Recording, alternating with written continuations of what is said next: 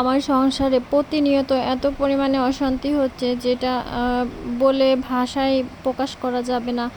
আসসালামু আলাইকুম, বাংলাদেশি ব্লগার মম স্নেহা চ্যানেলে আপনাদের আরও একবার স্বাগত জানাই। এখন সকাল 9টা বাজে। এখন থেকে আমার ভিডিওটি স্টার্ট করলাম। তো শুরু থেকে যে গাছগুলো দেখালাম সেই গাছগুলো কিন্তু সব হাঁসের ঠুকাই ঠুকাই খেয়ে নিয়েছে। অ্যালোভেরা গাছ, মানি প্লান্ট গাছ, টাইম ফুল গাছ, আরও যেই ফুল গাছগুলোর আমি নাম জানি না সেগুলো সব কিন্তু দেখেন কি অবস্থা করে খেয়ে নিয়েছে। আমি এর আগে এই গাছগুলো লাগিয়েছিলাম তার ভিডিও দিয়েছিলাম। তো লাগানোর কিছুদিন পরে কিন্তু ফুলে ভরে গিয়েছিল।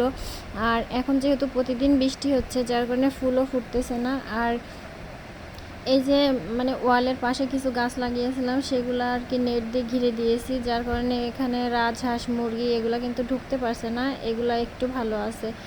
আর বৃষ্টি হওয়ার কারণে লতাপাতাগুলো আরও একটু বেড়ে গিয়েছে। আর ওই নেটের ভিতরে কিন্তু গাছের মধ্যে অনেক আর কি আগাছা হয়েছে। তো এগুলো তুলতে হবে। তো বৃষ্টি যখন কমে যাবে তখন আর কি একটু একটু করে তুলে নেব। তো এই যে এখন আর কি সকালে গাছগুলার প্রতিদিনই ভাবি যে গাছগুলা একটু পরিষ্কার করব, কিন্তু হয়ে ওঠে না। আর সংসারে যদি অশান্তি থাকে তাহলে কিন্তু কোনো কিছুতেই মন বসে না। যাই হোক, এই যে আমি থালা বাসন কয়টা মেজে নিচ্ছি। আর উঠান ঝাড়ু দেওয়া হয়ে গেছে, ওগুলো আমি আর শেয়ার করিনি। আর সংসারে সুখ শান্তি সব কিছু কিন্তু একার হাতে হয় না। একটা সংসার সাজাতে গোছাতে কিন্তু অনেক সময় লাগে, কিন্তু ভাঙতে কিন্তু 1 মিনিটও সময় লাগে না। তা আগে আর কি এইটা ভাবতাম যে সংসার তো আমার সংসার আমার সব কিছু। কিন্তু কিছু কিছু সময় মনে হয় যে যতই আমি আমার করি না কেন, আসলে কোনো কিছুই আর আমার না। আমি একা তো একাই। তো সংসারে যখন একজন থেকে দুইজন হয়, দুইজন থেকে তিনজন হয়, তখন কিন্তু একটা সুখ শান্তি থাকে। তো আস্তে আস্তে যখন সংসারটা বড় হতে থাকে, মন মানসিকতা চেঞ্জ হতে থাকে, তো তারপরে ছেলের মেয়ে বড় হতে থাকে, তো তখন কিন্তু সংসারের প্রতি আরেকটা অশান্তি কাজ করে। আমি সব পরিবারের কথা বলবো না, আমি আমার পরিবারের কথা বলছি। আমি নিজে হাতে এত কষ্ট করে এত কিছু সহ্য করে আমার সন্তানদেরকে আমি এত সুন্দরভাবে মানুষ করেছি, এত সুন্দরভাবে গড়ে তুলেছি, পড়ালেখা শিখিয়েছি, কিন্তু শেষ মুহূর্তে এসে যে আমি একজন ব্যর্থ মা হয়ে যাব আমি কখনোই ভাবিনি, কখনোই চিন্তা করিনি। হ্যাঁ, আমি একা কিন্তু সব কিছু সামলিয়েছি। আমার হাজব্যান্ড কিন্তু সবসময় টাকার পিছনে ছুটেছে, কিন্তু তারপরে কিন্তু ছেলেদেরকে যদি একটু শাসন করতো, যদি একটু ওদেরকে বুঝতো, তাহলে হয়তো এমনটা হতো না। কিন্তু আমার হাজব্যান্ড, আমি যতই শাসন করি না কেন, আমার হাজব্যান্ড কিন্তু আমার ছেলেদেরকে শাসন করবে না, কোনো কথা বলবে না। সব কিছু কিন্তু ওরা যদি দোষ করে সেই দোষটাও কিন্তু এসে আমার ঘাড়ে পড়ে। আমি নির্দ্বিধায় সেই দোষগুলো কিন্তু মেনে নিই। তো সব কিছু মিলাই মানে আমি কি অনেক অশান্তিতে আছি। আর এই যে আমার ছেলেদের যে সঙ্গ দোষে এগুলা হচ্ছে, এই সঙ্গ দোষটা আমি সত্যিই ছাড়াতে পারছি না। এমন মানে কি এমন একটা অবস্থা হয়ে গেছে যে আমার ছেলেদের আমি হয়তো না থাকলে ওদের ভালো হবে, কিন্তু ওদের যে সঙ্গ, যাদের সঙ্গে ওরা সঙ্গ দেয়, ওদের সঙ্গে সঙ্গ না দিলে ওরা হয়তো পৃথিবীতে আর থাকবে না, এমনটাই হয়।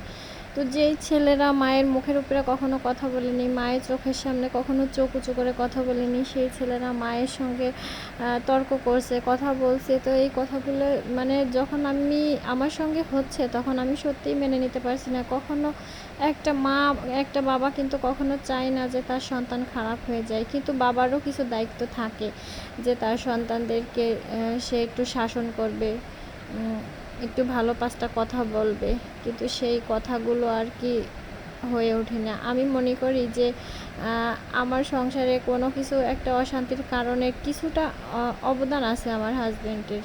ও যদি আমার ছেলেদেরকে বা বাচ্চাদেরকে একটু শাসন করতো, তাহলে হয়তো এই সঙ্গ দোষগুলা ওদের ভিতরে আসতো না। তো যাই হোক, অনেক কথা আমি বলতে চাইনি, তবু আমার মুখ ফসকে আর কি কিছুটা কথা বের হয়ে গিয়েছে। তো সংসারে কিছু টুকটাক আমি কাজ করে নিয়েছি, আর এই যে এখন কাঁথা কাপড়গুলো ভাঁজ করে নিয়েছি এরই মধ্যে। তো একটা কথা বলতে যাই, যে সকল আপুরা আমার শুরু থেকে আমার পাশে ছিলেন তাদেরকে অসংখ্য অসংখ্য ধন্যবাদ। আর যে সকল আপুরা আমার চ্যানেলটি নতুন, তারা প্লিজ একটা লাইক দিয়ে আমার ভিডিওটি দেখা শুরু করবেন। ভিডিওর কোনো একটা অংশ, আমার কথা, কোনো একটা কিছু যদি আপনাদের ভালো লাগে তাহলে আমার চ্যানেলটি সাবস্ক্রাইব করে দেবেন প্লিজ। অনেক আপুরা আমার ভিডিও দেখে কিন্তু একটা লাইকও দেয় না, একটা কমেন্টও করে না, আর চ্যানেলটা সাবস্ক্রাইব করে না। তো তার জন্য অনেক দুঃখ লাগে, কষ্ট লাগে। যে আমার সত্যি কথা বলতে কি, আমার নিজের বলতে কিচ্ছু নাই। আমার যে আত্মীয় স্বজন বলেন, মা বাবা ভাই বোন, আত্মীয় স্বজন বলেন, হ্যাঁ মা বোন আছে, কিন্তু তার বাইরে যে আত্মীয় স্বজনগুলো থাকে সেগুলো কিছু নাই। আমি আমি মানে কি, আমার মনের কষ্টের কথাগুলো আমি যে কারোর সঙ্গে শেয়ার করব, কাউকে বলবো, তেমন একটা মানুষ নেই।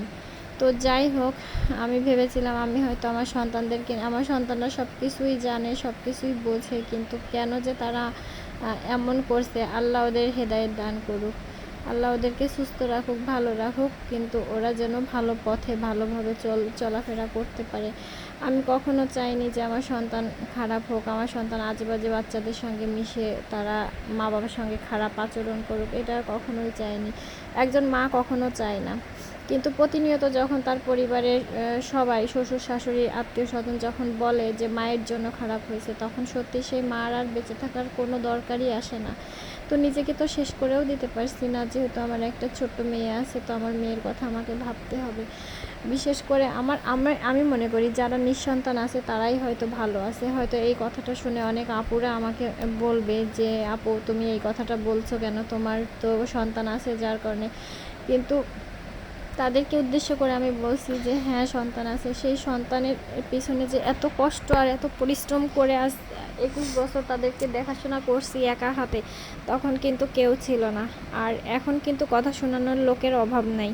তো যার কারণে আমার মানে কষ্টে আমি কথাগুলো বলতে বাধ্য হচ্ছি। না পারছি সংসার ছেড়ে চলে যেতে, না পারছি ওদেরকে ছেড়ে চলে যেতে। আমি সত্যি দোটানার মধ্যে পড়ে গিয়েছি। আমি সংসারের কথা বা অন্য কিছু আমি হয়তো শেয়ার করতে চাইনি, কিন্তু তবুও আমি বলে ফেলেছি। আর এই যে এখন কিন্তু বিকাল, তো বিকালে যে হাঁস মুরগি, এখন হাঁস মুরগিকে খেতে দিলাম, আর এগুলো এখন আমি আর কি ঘরে তুলে দেব। বিকাল বলতে সন্ধ্যা হয়ে গেছে, প্রায় সন্ধ্যার দিকে। তো এই যে আমার অনেকগুলা পাতি হাঁস আছে, চীনা হাঁস আছে, মুরগিকেও কিন্তু খেতে দিয়েছি। আর পোলট্রি মুরগি কিনেছিলাম আমি, এই যে সেই মুরগিগুলা একদম একদিনকের বাচ্চা কিনেছিলাম, 15 টাকা করে পিস কিনেছিলাম। তো 5টা কিনেছিলাম, একটা খাওয়া হয়ে গেছে। আর এই যে, তো আমার ভিডিওটা কিন্তু এই পর্যন্তই। সবাই ভালো থাকবেন, সুস্থ থাকবেন, আমার জন্য দোয়া করবেন, আমার সন্তানের জন্য দোয়া করবেন তারা। আল্লাহ হাফেজ।